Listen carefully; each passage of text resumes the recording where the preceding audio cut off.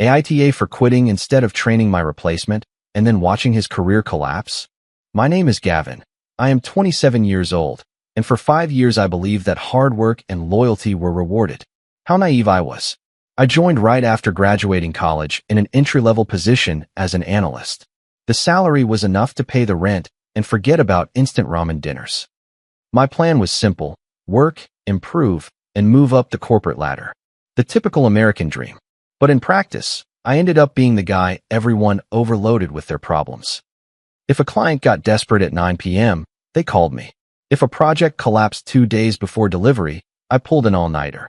Someone needed vacation coverage? There I was, sacrificing my weekends.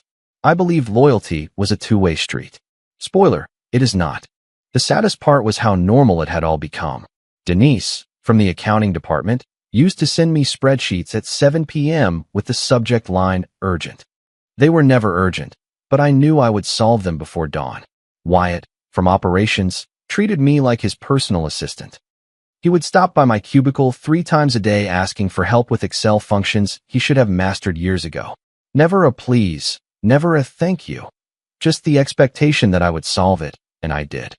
I said yes to everything, thinking that was what being a team player meant, believing that someone would notice my hustle. My boss, Kevin, always said I was indispensable to the department. "You are essential to making everything work," he would say. I learned what that really meant. "We will never promote you because we need you exactly where you are." In March, the senior operations manager position opened up. It was practically the same job I was doing, but with decision-making power and a decent salary bump. Kevin encouraged me to apply. He assured me it was my moment, that I had the perfect profile. He even helped me prepare the application, and we simulated mock interviews. I spent 2 weeks adjusting every detail of my resume and managed to reach 3 rounds with different directors and the vice president. Everything went perfectly. After the last interview, the VP, Derek, shook my hand and said, "I think you already know how this is going to end," smiling as if we shared a secret. I walked out of the building convinced that I had finally achieved what I had waited for so long, but they did not hire me. They hired Brielle. She had only been at the company for 14 months, and I know this precisely because I was the one who trained her from day one. I spent 2 weeks teaching her our systems, processes that I had created myself, and client relationships that took me years to build. She was nice, punctual, and did her tasks, but aside from that, she was an average employee. She stood out in no particular way. Still, she was the one who received the promotion. Kevin called me into his office on a Friday afternoon, and as soon as I saw his face, I knew. He had that expression of fake empathy that corporate managers use when they are going to deliver bad news. "I wanted to tell you personally before the company-wide announcement," he began, feigning concern. "We decided to give the senior manager position to Brielle. I know it is not what you expected to hear, but the decision was based on her leadership experience. In her previous job, she led a team, and that gave her an advantage with the directors." I stood there looking at him without saying a word, hoping he would say there was another vacancy available, something to cushion the blow, but there wasn't. According to them, the woman who asked me for help 3 times a week to answer client emails had more leadership experience. All very logical. I didn't want to scream, flip his desk, or leave right then, but I just felt like asking if that was all. Kevin sighed in relief, happy that I hadn't made a scene, and said that I was handling the situation very professionally, assuring me there would be more opportunities in the future. I went back to my desk. I stared at the screen for an hour without moving, processing that they had chosen someone I myself had trained. That weekend I updated my LinkedIn profile, opened job portals like Indeed and Glassdoor, and began planning my exit. If my work wasn't valued there, it would be somewhere else. On Monday, I returned determined to do only what was strictly necessary. No overtime, no covering for others, no being the department lifesaver. My goal was simple: stick to the 9 to 5, collect my paycheck, and look for another job in my free moments. A clean exit, without drama, but with the certainty that I would never again let anyone take advantage of my effort. The next morning, Kevin appeared at my desk before I even turned on the computer, a sign that something bad was coming. He never arrived before 9 a.m. unless something was going to become my problem. "Do you have a minute?" he asked, going straight to the conference room without waiting for an answer. I followed him in silence. He closed the door, sat across from me, and clasped his hands on the table as if he were about to announce a merger. Brielle starts in the new role on Monday, and we need her to get up to speed as soon as possible, he said in a rehearsed tone. No one knows the operations as well as you, Gavin, so you are the ideal person to train her during the transition. I remained silent for a few seconds, processing those words. You want me to train Brielle? I said slowly, more as a statement than a question. Exactly. Just for a few weeks, he replied naturally. Teach her the advanced processes. Introduce her to the key clients. Show her the reports. You know, everything you handle daily. Everything I did. The same job for which, according to them, I wasn't qualified enough. I didn't respond. Kevin's face went from confusion to disbelief, and then assumed an expression as if he had bitten into a lemon. Excuse me. I am not going to train Brielle, I repeated. He laughed, thinking I was joking. Come on, don't be like that. I know you are disappointed, but we are still a team. We all need to support each other. If I wasn't good enough for the position, I'm not good enough to teach someone else how to do it, I replied without raising my voice. The fake smile disappeared. That is not how things work. Supporting the team's development is part of your responsibilities. You are expected to share your institutional knowledge. Share institutional knowledge, I repeated, staring at the person who got the promotion that was mine, the same person I had already trained once. Kevin sighed and switched to the paternalistic tone he used when he wanted to seem reasonable. I understand you are upset, but refusing to collaborate will only hurt your future opportunities here. This is the moment to demonstrate leadership, being professional even when things don't go as you expect. I almost laughed. Are you talking about the future where I work my hardest for another 5 years just to see someone else move up? He frowned. That attitude, precisely that, is the reason the committee had doubts about your readiness for a leadership role. There it was. It wasn't a lack of experience, but a lack of attitude. In other words, I didn't know how to play the office political game. I stood up. I do my job, I deliver everything on time, and I serve my clients. But I am not going to train someone to occupy a position I deserved. Find someone else. I left before he could respond. I went back to my desk, opened my laptop, and continued working as if nothing had happened. An hour later, a meeting appeared on my Outlook calendar scheduled, discussion on team collaboration, with Kevin and Janelle from Human Resources. I knew what was coming. That afternoon, I entered the HR office. Both were there with identical expressions of disappointment. Oscar, my colleague, pretended to make coffee in the break room while trying to listen to the conversation. He was the type of person who heated fish in the microwave and didn't understand why everyone complained. Good guy, but with the memory of a goldfish. Thank you for coming, Janelle said in an institutional tone. Kevin told us there was some resistance to the transition plan. There is no resistance, I clarified. I simply decided not to train Brielle. Janelle looked at Kevin, then back at me. We understand that the promotion decision could be disappointing, but refusing to support a colleague is not acceptable behavior. Deceiving someone for 5 years, making them believe they had a chance, only to promote the person one trained oneself. That is unacceptable, I retorted. Yes, it is. Kevin shifted in his chair. No one deceived you, Gavin. You applied, and we selected someone else. That is how business works. Well, business can also work without me doing more than my share, I said calmly. Janelle pulled out a printed document with my name in large letters. Your job description includes knowledge transfer and support for team development. Refusing to obey a direct order can be considered insubordination. Insubordination, I repeated with a slight smile. Then write it down, but I am not going to do it. Silence dominated the room. Kevin looked like he had swallowed a wasp. Janelle clenched her jaw. We are trying to find a constructive solution, she said cautiously. But if you insist on not following guidelines, we will have to take corrective measures. Do what you have to do, I replied. I will continue doing my job, but not someone else's. I left knowing I had just put a target on my back, and yet I felt free. I was tired of bending over backwards to please those who saw me as a replaceable resource. The rest of the week was tense. Kevin only spoke to me when absolutely necessary. The other colleagues avoided me as if I had a contagious disease, and Brielle tried to ask me questions which I ignored with politeness. You should ask Kevin, I would say. He is your boss now. Sometimes she seemed confused or even hurt, but I stood firm. It wasn't my job nor my problem. Kevin had decided to promote her without my input. He could handle the training alone. The atmosphere in the office changed drastically. The dynamics collapsed. Even Wyatt from operations had to start solving his own problems. Everything began to crumble slowly, almost without anyone noticing. At first, errors started to multiply. Clients began to complain with a tone ranging from surprise to frustration. Suddenly, I wasn't the guy everyone trusted to solve problems anymore.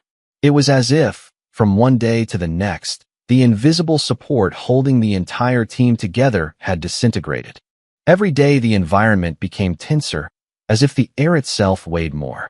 Denise, who used to send me all the urgent requests, changed her behavior overnight. Instead of sending them to me, she started directing them to Brielle, as if she wanted to show she trusted the new project manager. At first, I thought it was temporary, but soon I saw it was part of a larger strategy, to displace me, to make me seem expendable. The problem was that Brielle wasn't ready. She might have had a nice resume and the perfect smile for directors, but she didn't understand the real work dynamic. Every day she arrived at my desk with a pale face, eyes full of anxiety, and a blank notebook. She asked me to explain procedures I had created myself, workflows I knew by heart, and that now she needed to learn from scratch. And I just calmly redirected her to Kevin, our boss. Watching her confidence crumble in front of me was strange. I felt no compassion or anger, just a cold detachment. I had asked for a promotion, not a war. But in that office, the promotion I longed for transformed into a trench. On Thursday afternoon, while I was trying to print some reports, Oscar approached me by the printer with a worried expression. "Buddy, what is going on with you? Everyone says you refused to train Brielle." "It's true," I replied bluntly. He frowned, incredulous. "But why? Isn't that cruel?" "Cruel," I repeated, suppressing a bitter laugh. "They ignored me for the promotion and then asked me to train the person replacing me. Doesn't that seem absurd to you?" Oscar stood in silence for a while, processing the idea slowly. I watched him as he tried to connect the dots in his head. "Well, yes," he said finally. "Seen like that, it sounds unfair. But you could still help her, right? Out of kindness." That's when I remembered why I liked Oscar. He wasn't the sharpest tool in the shed, but he had a huge heart. However, kindness hadn't gotten me far in that company. "Being kind is what got me into this mess," I said calmly. "I'm done being the nice guy." By Friday, the chaos was total. Brielle had missed 2 deadlines with important clients, sent the wrong financial report to one of the biggest accounts, and during a presentation to executives, she went completely blank. No one knew what to say. From my desk, I watched the scene with a mix of helplessness and disinterest. It wasn't my responsibility anymore. I had done my part for years, and the only return I received was humiliation disguised as an opportunity. Later, Kevin cornered me in the break room with a tense face and a cup of coffee in his hand. "Do you know Brielle is having difficulties?" he said in a paternalistic tone. "Not my problem," I replied while pouring myself coffee. "When projects fail, it is everyone's problem," he retorted, trying to keep calm. "Then maybe you should have promoted someone who didn't need constant supervision." His face went red instantly. "Are you being childish?" "I am being professional," I answered with serenity. "I do my job and nothing more." That night on my way home, my phone rang. It was a recruiter who had seen my profile online. He spoke of a company with a better environment, higher salary, and mostly, real growth possibilities. It sounded too good to be a coincidence. We scheduled an interview for the following week, and that call marked the moment I stopped feeling trapped. On Monday, as soon as I arrived at the office, I received a calendar invitation with the subject, performance meeting. I didn't need to think much to know what it was about. Either they would fire me or try to scare me with a performance improvement plan. Either way, I already knew what I would do. I entered the meeting room with the tranquility of someone who has already made their decision. I knew they expected me to defend myself, beg for the job, feel guilty, but I was mentally already out. My only interest was seeing their faces when I said I was leaving. The room seemed smaller with the 4 people there. Kevin and Janelle seemed uncomfortable, as if they didn't want to be present. Carmen, another HR rep, had the empty expression of someone who has been through this many times.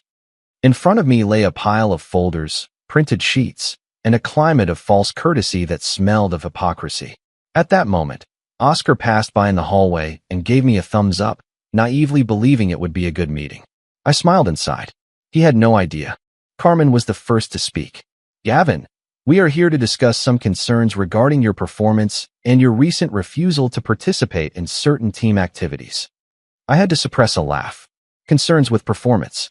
For 5 years I had received flawless evaluations, praise for efficiency, for solving crises caused by others, and suddenly now I had problems. What kind of concern exactly? I asked. Carmen leafed through her papers pretending to look for something important. We documented several incidents of lack of cooperation, failure to complete assigned tasks, and an attitude that affects team morale. Assigned tasks refers to training Brielle. I replied without hesitation. Kevin intervened with a forced voice. Among other things, you have participated less in collaborative projects. Several colleagues reported your negative energy. That was the gem of the day. Negative energy, I said smiling.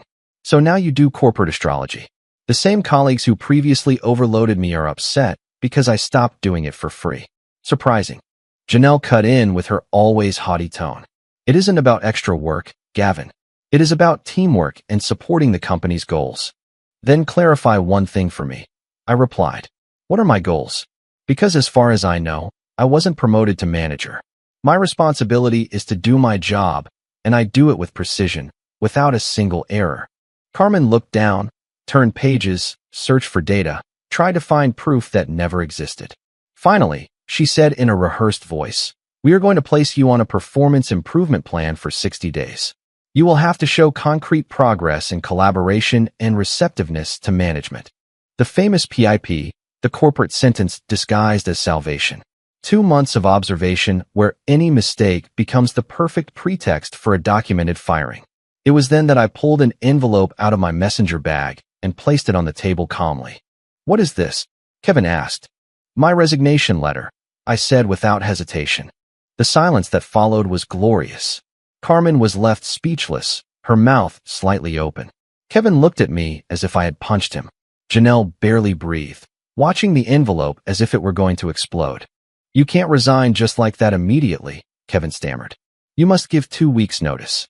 Actually, employment is at will, I replied with serenity. I can leave whenever I want, just the same way you can fire me whenever you want. Carmen tried to regain composure. Without formal notice, you will be marked as ineligible for rehire. Besides, you will need references. I don't need anything from this company, I said firmly, standing up. I already have another job secured. It wasn't entirely true. I only had an interview scheduled, not a formal offer. But they didn't need to know that. I stood up, took the resignation letter, and placed it in front of Carmen, who looked at me with a mix of surprise and irritation. I'm out. Email me the final papers. Kevin also stood up abruptly. You can't leave like this, he replied in an authoritarian tone. You have active projects. We need time for transition. I looked at him calmly. You should have thought of that before putting me on a performance improvement plan. All my work is documented in the shared drive. Figure it out however you can. Kevin raised his voice, red with frustration. This is completely unprofessional. I didn't answer. This is survival. I walked out of the room without looking back. I walked to my desk and started packing my things. Personal photos, my coffee mug, and even the good stapler I had brought from home. It took about 10 minutes. The environment was so silent you could hear the hum of the fluorescent lights. Everyone pretended to work, but watched my every move. Denise seemed horrified. Wyatt had the audacity to look at me with pity. Brielle was missing, probably hiding in some conference room. Then, Oscar appeared with a perplexed face. You're leaving? He asked incredulously. Yes, I replied calmly. Right now? Exactly. His face went from surprise to a kind of confused respect. This was amazing. Like in the movies. Hey, do you think I should do this someday? Only if you have another job secured, buddy. Right, makes sense. He helped me carry a box to my car. I logged out of the computer, left my badge and access card on Kevin's desk. He wasn't there, probably still venting in the meeting room. I walked through the door at 11 a.m. on a random Tuesday. Once in the car, I took a deep breath. The phone vibrated nonstop. A colleague sent a text. Did you just quit? I replied with a simple yes. In seconds, everyone was in shock. I responded perfectly. I started the engine, drove home, And for the first time in 5 years, my mind didn't think about work for even a second. What came next was a spectacle worth seeing. Denise kept me updated. Brielle was drowning in pending tasks. Projects piled up, deadlines were missed, and clients demanded explanations because no one could find the reports. The filing system I had created revealed itself as an incomprehensible labyrinth to the others, and the guides I left were useless because they had never read them. The weekly updates I had automated. No one else knew how to run the scripts. Supplier relationships collapsed. They had no contacts or negotiation history. One major client threatened to cancel the contract because Brielle sent the wrong quarterly data. Another demanded a meeting with the directors after delivery tracking went inactive for 3 days. Wyatt, trying to solve something I used to do in minutes, managed to delete a complete copy of the database. Kevin tried to call me twice, leaving voice messages. He asked me to reconsider my decision, organize a transition, even have a coffee to talk. I deleted them all. Days later, Carmen sent me an email requesting that I participate in an exit interview. I replied, "All company material has already been returned. Send the documents you need for electronic signature." 2 weeks later, Denise texted me again. Brielle resigned. What? Resign? Yes. She couldn't take it anymore. She was going home at midnight every day and still arriving late. Clients were complaining. Kevin pressured her nonstop. She simply left without notice. I laughed. So now they have no one. No one. And Kevin was losing his mind. They tried to split his work among 3 people and none knew where to start. Perfect. During the next month, the news got better and better for me and worse for them. The division was collapsing. Clients canceled, employees resigned, projects failed, directors demanded explanations, but the chaos was irreversible. Meanwhile, I had already secured a job at a company that truly valued competence. Watching my old workplace crumble from a distance was an indescribable pleasure, although the best part was yet to come. 3 days after my resignation, I was at home relaxing for the first time in years. When the phone rang, it was my mother. I let it ring, but I knew she would insist, so I answered. "What happened?" was the first thing she said, without even saying hello. "Good morning to you too," I replied with irony. "Don't be sarcastic with me. Your brother told me you left your job. Is it true?" Of course, Elliot, the golden son, 3 years older than me, Dad's pride, Mom's angel. He never did anything wrong. He graduated in finance, a degree my parents paid for entirely while I worked part-time to pay for my tuition. He got a position at my father's friend's firm. I had to send out more than 200 resumes.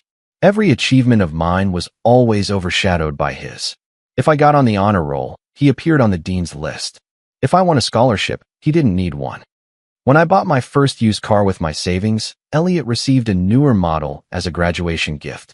The comparison was constant, exhausting. "Yes, it's true," I finally answered my mother. "And why would you do something so irresponsible? Do you know how hard it is to get a job nowadays? You can't throw 5 years away just because you didn't get what you wanted." It wasn't a matter of not getting what I wanted. They ignored me and then asked me to train my replacement.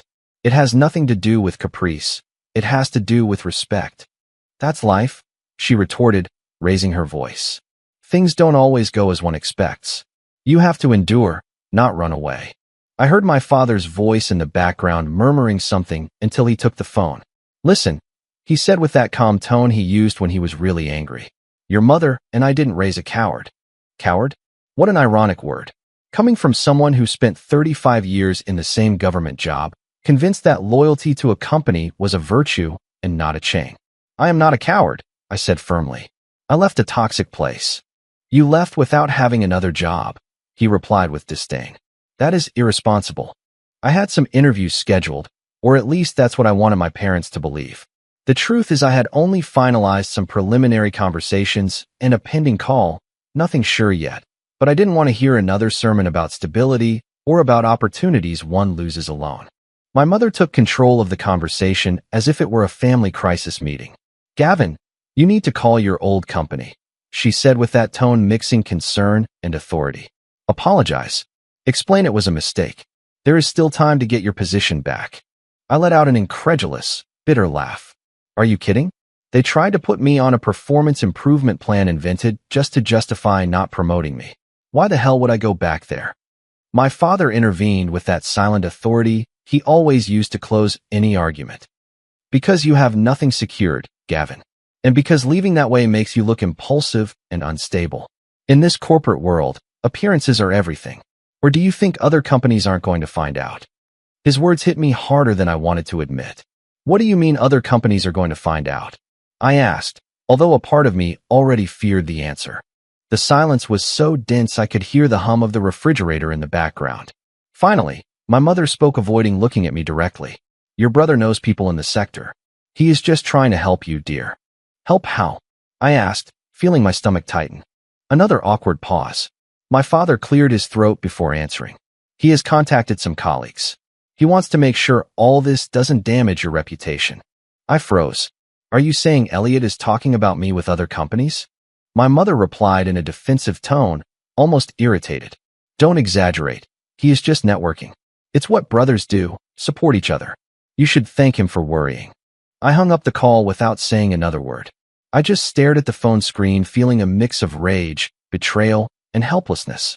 Elliot must be telling his own version of events, portraying me as an immature employee or one with attitude problems. I called him immediately. He answered on the third ring with a relaxed voice, pretending normality. Hey, Mom called you. Yes, and I want to know what you were doing. What are you talking about? Don't play dumb. Why are you talking to people about me? He sighed as if I were a child who didn't understand anything. Gavin, I'm trying to help you. I know people in the logistics sector. I'm doing damage control. Damage control, I repeated incredulously. Yes, because you left a job without prior notice. That looks terrible. I'm just trying to smooth over the situation before more doors close. My voice trembled between rage and frustration. I don't need you to manipulate anything. Stay out of my career. Someone has to be the adult here. He replied with that arrogant tone he always used to feel superior. You are acting emotionally without thinking about the consequences. I don't need your protection, I replied through gritted teeth. I just need you to stop meddling in my life. This becomes my problem when you make the family look bad, he countered.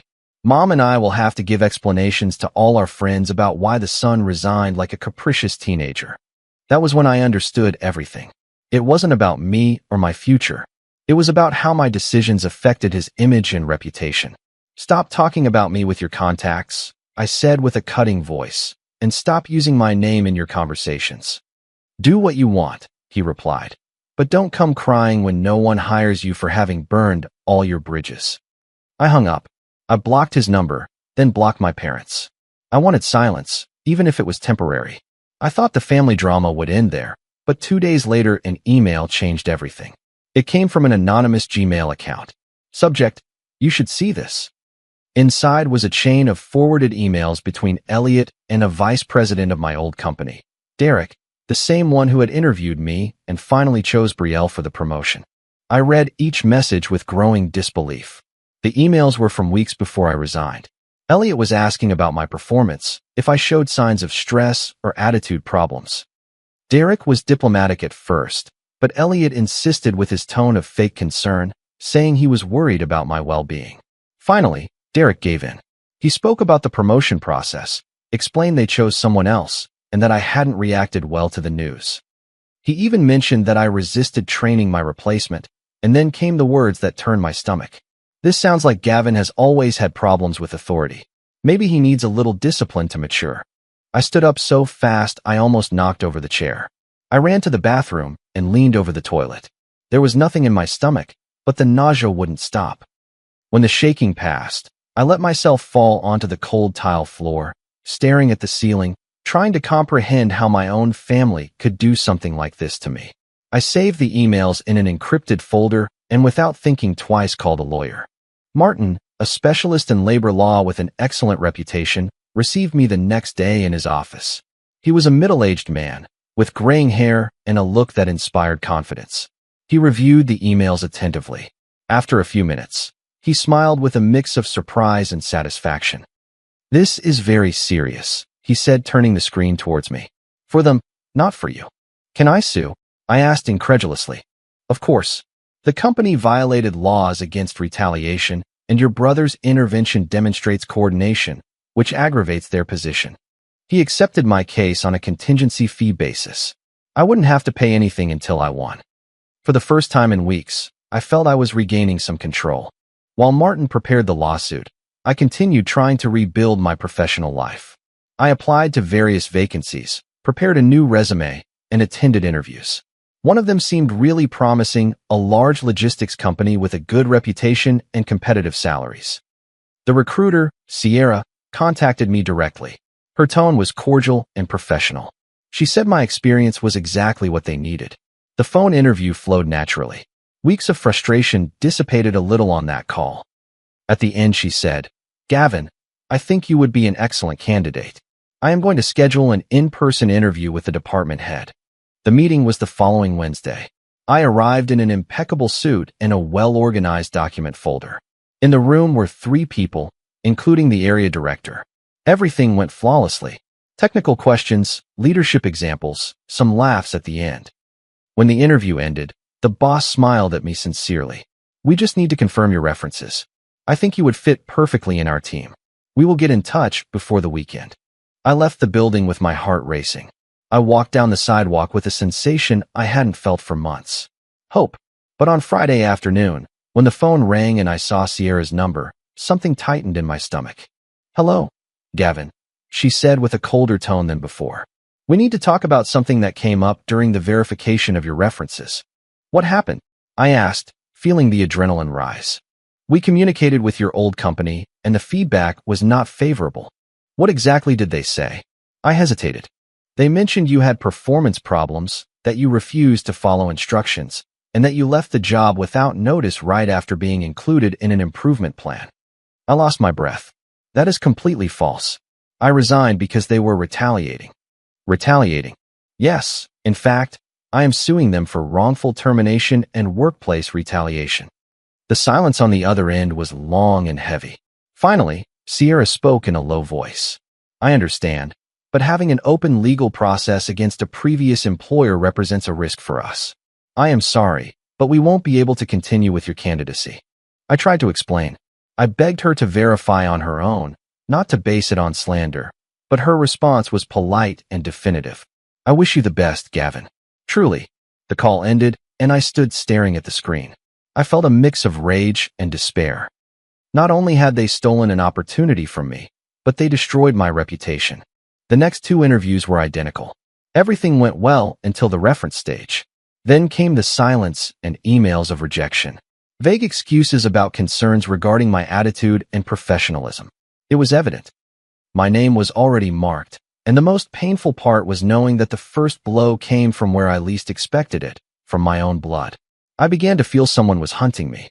Every opportunity that seemed to open suddenly closed at the last moment. Every promising interview ended with an inexplicable rejection.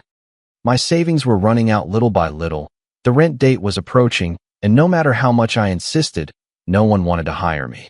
The worst was discovering that everything was due to my old job, where someone was deliberately ruining my reputation. After the 3rd rejection, I called Martin, my lawyer, to tell him what was happening. His response was immediate and firm. "This is illegal, Gavin. No company can lie during a reference check. This strengthens our case. Send me everything you have." That same night, I received a new anonymous email. The subject said, "More proof." Inside was another chain of messages, this time between the Human Resources Department and Elliot, dated after I had already resigned and hired Martin. Elliot continued coordinating with them, planning how to face my lawsuit and, worse still, discussing how to falsify poor performance reports to justify their actions.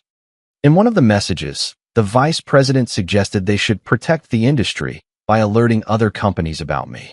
Elliot agreed and promised to spread the information through his network of contacts. I called Martin immediately, even though it was late. After reading everything, he said with a tense voice, "This is a conspiracy, defamation, malicious interference in your professional life. They are finished." And he added, "Elliot is actively participating. This is totally actionable." The following Monday, Martin filed an amendment to the lawsuit, including Elliot as a co-defendant. On Tuesday, the lawyers from my old company were already calling, trying to reach a settlement. Martin refused categorically. On Wednesday, I received a call from an unknown number. I let it go to voicemail. It was my mother using another phone because I had already blocked her. Her voice sounded furious. You sued your own brother. If you continue with this, you are going to alienate yourself from this family. I didn't answer. They had made their position very clear. A week later, Holly and Marcus, two former employees of the company, contacted Martin. Both had gone through situations similar to mine. Holly worked there for 7 years until she questioned an order from the directors that seemed questionable. She sought guidance in HR, but 2 months later they put her on a performance improvement plan and shortly after fired her. She tried to get a job for 6 months, but in every interview recruiters insinuated concerns about her judgment. Marcus, for his part, reported irregularities in workplace safety issues to OSHA. They fired him 3 weeks later, alleging punctuality problems, although his records were impeccable. Since then, no one wanted to hire him. One of the recruiters confidentially revealed that his former employer had marked him as conflictive and high risk. This is a pattern, Martin said seriously. Exactly what we needed. Both joined the lawsuit as a class action or joint claims. It was no longer just about me, but about a generalized system of retaliation. The discovery process began. Martin requested via subpoenas all emails and records. The company resisted, but the judge ordered compliance. Meanwhile, my parents began calling other family members, telling their distorted version of events. Many relatives took their side. I received texts accusing me of being vindictive and of ruining Elliot's life. The only person willing to listen was Talia, my cousin. We met at a Starbucks. His father did that before, she confessed, stirring her coffee. Sabotaging people, I mean. Remember when I applied to that training program after college? I nodded vaguely. His father called the coordinator and said I wasn't reliable. It was all a lie, but he closed the door on me. Do you know why? Because Elliot had also applied, and of course, his father didn't want competition. Elliot was accepted, and I ended up working in retail for 3 years. I felt a knot in my stomach. I had no idea that had happened. I only knew because the coordinator told my mother some time later. His father always protected Elliot at the expense of others. 3 weeks later, the boxes with the requested documents arrived. Thousands of printed pages. What we found was devastating. A literal list titled "Do Not Rehire," with codes next to each name. My name appeared with the tag, "Litigious, alert others." Holly and Marcus were also there, all cataloged as problematic. But the worst was yet to come. The emails demonstrated that the Human Resources Department maintained constant communication with other large companies in the sector, exchanging information about conflictive employees, creating a true labor blacklist network. Martin called me that night. This is much bigger than we imagined. We are going after the whole network. Can we do it? I asked. We can try. It will be complicated. I don't care, I replied. They destroyed entire careers. When the magnitude of the case became public, my parents went crazy. They tried to contact me from various numbers. Getting no answer, they appeared at my door. They knocked insistently until I opened. My father entered pushing me. Stop this right now. Get out of my house, I ordered. Not until you listen, he replied. Are you ruining your brother's life? I stared at him and replied calmly. Elliot ruined his own when he helped my old boss take me down. He was just protecting the family reputation. He retorted without a shred of remorse. When my mother said coldly, then he was raised wrong, I felt something break inside me. I asked them to leave, but my father took a step forward and looked at me with that tone of authority I no longer recognized. Withdraw the lawsuit or you will be considered dead to us, he warned. I already am, I replied without hesitating. A dense silence fell. I asked them to leave my apartment. My father held his gaze for an instant, but perceiving no doubt in me, he turned around and left. My mother followed him without saying a word. I closed the door and locked it. It was the last contact I had with them. 6 months later, the legal process was in full swing. My old company, desperate to contain media exposure, offered a settlement, a considerable amount, a neutral professional reference, and a mutual non-disparagement clause. My lawyer Martin brought me the proposal. From a legal point of view, it is a good offer, he explained. But if your goal is to generate real change, accepting it won't achieve that. I thought of Talia, Holly, Marcus, and everyone who had been crushed by the same machinery. What if we go to trial? I asked. We would force them to testify under oath, and the records would be public. Even if we don't get all the damages, the exposure would destroy their reputation. But there are risks. They have expensive lawyers, and juries are unpredictable. I looked at him firmly. Reject it. We are going to trial. Martin smiled. I hoped you would say that. We rejected the first offer. Then came another larger one. We rejected that too. Soon more people began to appear, former employees from different companies, all with stories similar to mine. We discovered that the blacklist system encompassed at least a dozen large corporations. Martin gathered the evidence and built a solid case, demonstrating systematic coordination to punish those who defended their labor rights. The local press covered it immediately, accusing large companies of operating an illegal professional blockade network. My old company panicked. Others began to cave. Some offered public apologies, others silently changed their policies, but mine, along with Elliot, decided to resist. So we went to trial. Martin presented every piece of evidence with surgical precision: emails, records, lists, Holly and Marcus's testimonies. Everything formed an undeniable pattern. The defense lawyers tried to discredit us, painting us as resentful former employees. Then came the key moment: Elliot's testimony. Watching him tremble on the stand was almost cathartic. Martin dismantled him piece by piece, exhibiting the emails in which Elliot suggested strategies to document false performance problems. He proposed spreading negative information and coordinated with the vice president to stain reputations. The breaking point was an email dated 2 days after my promotion request. Before I was even rejected, Elliot was already communicating with the vice president, positioning himself as a concerned family member. The timeline demonstrated that everything had been a planned sabotage. He had no answer. The jury saw it as clearly as we did. The trial lasted 3 weeks. The jury deliberated for 2 days and delivered the verdict: guilty of wrongful termination, retaliation, defamation, and conspiracy. The judge awarded significant compensation, not just for me, but also for Holly and Marcus, in addition to punitive damages. But the true victory came later. The sentence became public, the news went viral. My old company never recovered. Its reputation was destroyed. In less than a year, they declared Chapter 11 bankruptcy. The vice president resigned in shame. Kevin was fired. Elliot lost everything. His own company expelled him, and no one ever hired him again. My parents never apologized. They simply cut all contact. Talia told me what they were saying, that I was mentally unstable. I didn't care. I had rebuilt my life. I had a better job, stability, and the compensation allowed me to pay off my student loans and create an emergency fund. But the most important thing was recovering something they never gave me: respect for myself.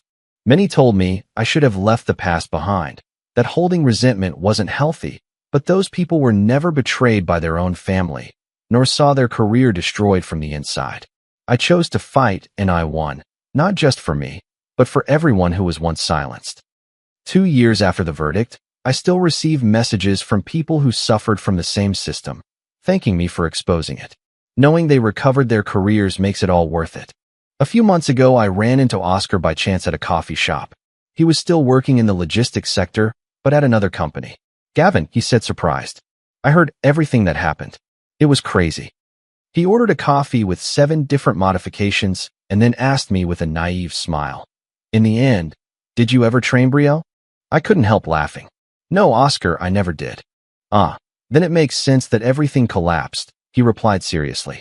"Probably," I answered. He nodded with a wise air. He paused and asked, "Are you still angry with all of them?" "With some, yes," I replied. "Makes sense," he said. "I would be too if I understood what they did to you." We said goodbye with a calm gesture. I watched him leave and realized he was right. I no longer carried the same weight. Despite the pain of having lost my family, of all the exhaustion, I was at peace because I learned not to confuse loyalty with submission, nor sacrifice with respect. My parents still don't speak to me. The last time I heard about them, they were saying Elliot was the victim and that I had ruined him out of spite. Let them think what they want. The court documents tell another story. Talia mentioned recently that Elliot works an entry-level job in another state, completely vetoed from the logistics sector. The irony made me smile. Kevin ended up at a smaller company, in a lower position. According to Denise, he aged a decade in just 1 year. Karma has its own pace. And Brielle, from what I heard, abandoned the industry completely. She couldn't stand the scrutiny when it was revealed how she had obtained the promotion. It turned out Kevin tried to start a personal relationship with her. That smile from the vice president during my last interview confirmed everything. It was all a farce disguised as professional merit. The case files made it clear. They didn't choose me for lack of leadership, but because Kevin manipulated the directors while sabotaging me from behind, obsessed with a woman who didn't even want him. Holly and Marcus used their compensation to found a logistics consultancy. They offered to make me a partner, but I decided not to return to that world. I needed distance, silence, and an environment where people didn't measure others' value by what they could exploit from them. Over time, I moved to another city. It wasn't an impulsive decision, but a way to start from scratch, without the shadows of the past. I found a smaller company with an honest team, where respect wasn't a favor, but a norm. My current boss, a sensible guy, values results more than appearances. For the first time in a long time, I feel my work has a real purpose. I invested part of the money from the lawsuit. The rest I used to pay off debts and help some former colleagues who, like me, were marginalized by that system. Today I have stability, but more importantly, I have peace. Occasionally someone from the past writes to me, some to congratulate me, others just out of curiosity. Sometimes they mention Elliot, Kevin, or even Brielle. They say their lives were never the same, that the industry doesn't see them the same way. I don't rejoice in their fall, but it comforts me to know that consequences finally reached those who acted without ethics. My parents still haven't reached out, although a part of me still regrets it. I understood that some losses liberate. I don't need them to believe me, forgive me, or love me out of obligation. I learned that family can also be formed by those who respect you and not just by those who share your last name. Sometimes I wake up early, make coffee, and review the old emails from the lawsuit, not out of nostalgia, but to remind myself that I survived. Everything they destroyed I rebuilt with my own hands, and above all, I understood that dignity is not negotiable. Today I walk without fear. Comment. Watching this journey reminds me that our dignity is worth more than any paycheck. Sometimes, the bravest thing you can do is simply walk away from a workplace that doesn't value you. We often think loyalty means enduring everything, but true loyalty starts with being true to yourself. It's heartbreaking when those closest to us doubt our truth, yet that pain can lead us to people who truly support us. Standing up for what is right might feel lonely at first, but it is the only path to real peace. I want you to know that setting boundaries isn't an act of rebellion. It's an act of self-care. You define your worth, not a boss or a family member. Healing takes time, so please be patient with your own process. Real success isn't about seeing others fail. It's about building a life where you no longer have to fight to be heard. I hope you choose your peace today. If you liked it, don't forget to leave a comment and support the channel by subscribing. See you in the upcoming stories.